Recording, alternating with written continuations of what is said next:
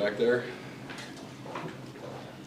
David, I feel like so little last night was made of Aaron Gordon in that late regulation and tied it. You made the joke about, oh, by the way, he made a good shot, but how much comfort does it give you knowing you can rely on him to have the ball late in a tight game to make the shot that he needs to make?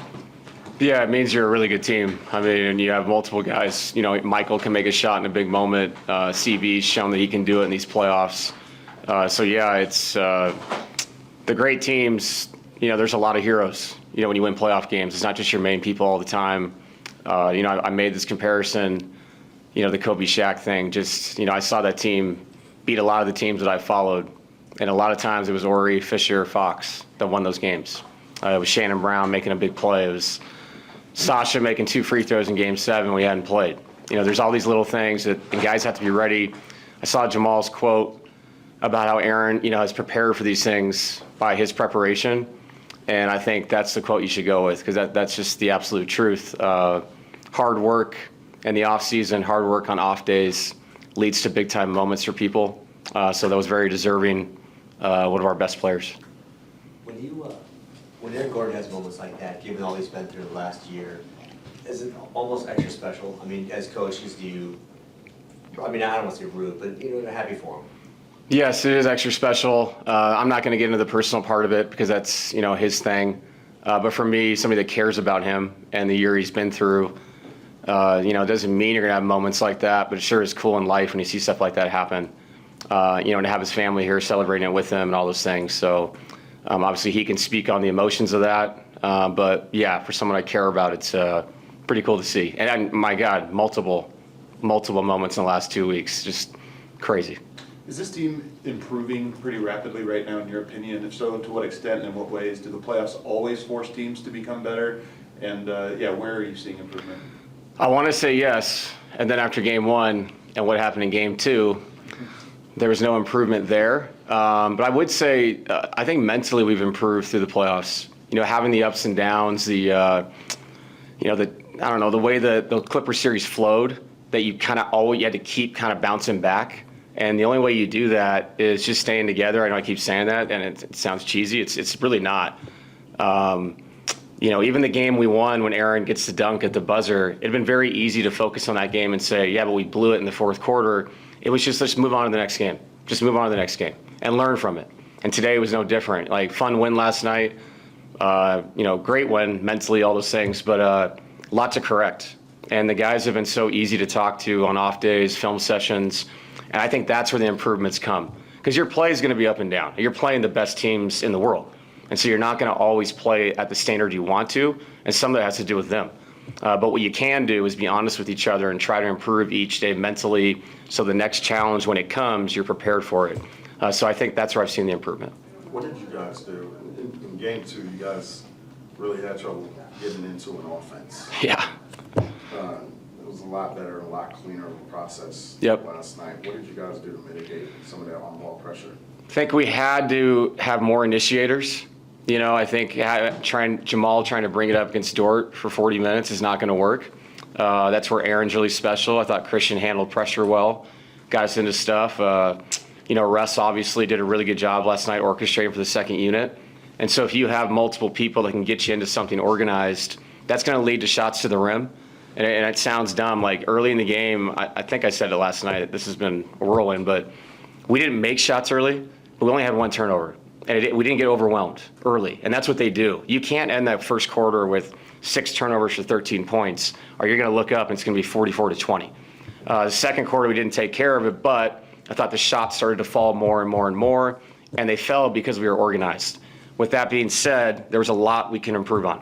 We watched a lot of spacing clips today. They're a great defense. I said that last night. It's a great paint defense. We have to take what's there and avoid the mistakes where you're trying to do something you've done throughout the season. It's not going to work against this team. They're too good. So we're trying to master spacing as best we can to try to get another one in the series. David, after looking at the film, what do you feel like you guys can do better against Jalen Williams? He's really good. Yeah. I actually thought some of the shots he made were really well contested. Effort plays. Thought we could shrink better, you know, bring secondary bodies to him like we did to Shea. But he's an all-star for a reason. You know, and he a couple of times we had coverage breakdowns too, where the guy's just on a heater and we're down the floor switching and he just walks into a three. Like, that stuff can't happen. So attention to detail always matters with players like that. And on the flip side, he's really good. So we'll do our best to try to bring, extra bodies, not necessarily hit him or double him, but more attention to him.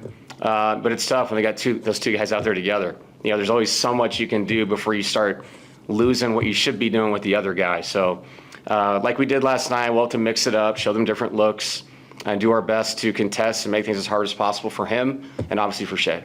It hasn't ended up mattering either time, but you've lost your challenge before the fourth quarter and both of your guys' wins. Just curious, as you've kind of taken over having the final say on those, what your philosophy is kind of on when you want to be selective with those challenges. Well, I asked Dan last night, Sheminsky, best trainer in the NBA, and I said, is our mandatory or not? And it was, and I'll be honest, I was going to call an early timeout in the third quarter regardless, because I just felt like, we're playing guys a lot of minutes and I had to use the timeouts for rest. The challenge was not a good challenge. The guys in the court, of course, thought it was. But I don't know if we got to the 7-minute mark. I felt like they had more juice than we did the first 4 minutes. I would have loved to have the challenge at the end of the game, not saying I wouldn't have. But with the mandatory, with the situation, with the guys, the reaction, you have to trust sometimes. Our guys behind the bench kind of looked at it at 50-50. So bad challenge, good timeout for rest. So I guess positive and negative at the same time. You complimented Jamal's defense after the last game, watching the film back. What did he do well? Man, he moved his feet. He was physical at the point of the pick. They were bringing him up. I thought when he switched onto the ball, he was super aggressive. There was a play, I believe it was overtime, where Dort was initiating offense, and he just got into him at half court and kind of blew up the play. So they had to start their offense almost at the logo with Shea, which allows you to shrink behind it, have an idea of what you want to do, and scramble. I just felt like his physicality and the way he moved his feet, on top of the fact the amount of 50-50 balls he got after playing great defense where they're crashing the paint, and here he comes through the elbows, through the nail, and comes up with that 50-50. I mean, that's how you win those games. It's tough. There's a lot of times the ball's bouncing around. Whoever picks it up wins the game. And he did that late, as opposed to throughout the game. I thought they beat us to a lot of balls. You guys still have the core of your championship team from a couple years ago. How do you think that experience has been a factor in these games that have been down to the wire type of deals? I think it's huge. I mean, especially in close games. I said it last night. Even in losses in the past, there's something to learn from. When you've played this many big games, playoff games, game sevens, lost a game at home in 7, won games you had to win on the road to keep the series going. You can draw on those experiences, and I really mean it. I think the more of these that you play, there's something to go back to in your mind that we've played a game like this before. Whether it was in San Antonio 8 years ago or in Portland in a 4 overtime game. Like we have played in just monumental playoff games. And so when you have that experience, I think you're a little calmer. You can react properly.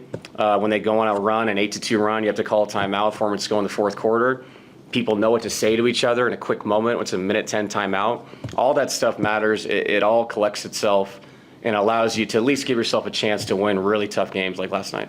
Kind of building off of that, you're playing a team that hasn't faced a lot of adversity this year. They're so young, they don't have that championship experience. When they're facing adversity like they are now, down 2-1, how dangerous can they be, or do you try and take advantage of that inexperience and hope that they kind of crumble and collapse? Yeah, I'll be honest. We were young once, and we handled it pretty well, and they do too. That's why they've won so many games. And the reason why they haven't played a lot of close games is they have completely blown the doors off people the whole season. And if I was coaching a team, I would rather do that than play 55 4-point games. So yes, the experience helps, but the scary part is the more experience they get in those games, the better they're going to be at them, just like we were with Nikola and Jamal all those years ago. And I always say that was the most surprising thing about the first round series we ever played here against San Antonio and then Portland in the second round was how comfortable those two guys were at the end of the game. Immediately. There was no like, oh, they're learning how to play in these games. No, they were ready to go. And I see that in those two guys over there. So we know what the challenge is, but obviously, yeah, you can draw on experience. Unfortunately, they're getting experience as well. that being said, and I know as a coach, you know, you want to get to 4 no matter what. I'll take 3 first, yeah. Or you want to get to 3, and then if you get to 3, you want to get to 4 no Right. matter what. But is this a better road to get to 3, you know, playing from ahead in the series instead of playing from behind in the series, so to speak? I think so. I mean, obviously, you know, the closer you are to a number, the better. And having it at home, you know, that's why that game 1, finding a way to win that was so huge. But as I say that, it means nothing until we go play tomorrow. And opportunities are what they are. The opportunity that's in front of you, that's in the present, is all that matters. And if we have a chance tomorrow, obviously, to win a 3rd game in the series. So we have to take a professional approach to that, know what the challenge is going to be. And yeah, playing from ahead is good. And obviously with us, with the minutes that we're playing, you know, it's good to be ahead in this series. But again, it means absolutely nothing. We know who we're playing over there. Our respect is so high for them. So the early game tomorrow, man, this schedule's been interesting. I would have loved to have the 4 days off or the 2 days off. That would have helped us for sure. But super excited to get after it tomorrow. One more. You guys won the rebounding battle by a lot in game 1. The last 2 games, the Thunder have won that. What's kind of caused that shift from your perspective? They're big and they jump really high. And we have to hit them, man. Like if you wait to hit these guys, it's over. Man, this is the playoffs. This isn't like, oh, they're over our back. Like, no, it's Chet's 7, whatever. I mean, these guys are crashing from everywhere. Dort is a NFL linebacker. So you have to physically engage these guys early. And then the second layer to that I brought up about Jamal is, okay, so the first part you engage them, you hit them, the ball is loose. Now you have to win the battle between the elbows. And that is such an underrated thing. I give Kevin Love credit. Way back in the day, coached him. He used to always tell our smalls, explore the elbows first before you get back defensively. That was an offensive rebounding term. Against this team, defensive rebounding, you got to explore the elbows. If you're not the guys in the paint, you got to win the next layer. The 50-50 ball that's tipped out is going to win or lose these games, especially the way they crash. So, yeah, fundamental basketball always comes back in the playoff series. You know, the NBA is all stylish during the regular season, but all the stuff you learned young, it all comes back in these games when everybody's this even. So, yeah, huge part of the series. Thank you, Coach. Thanks, guys. Later.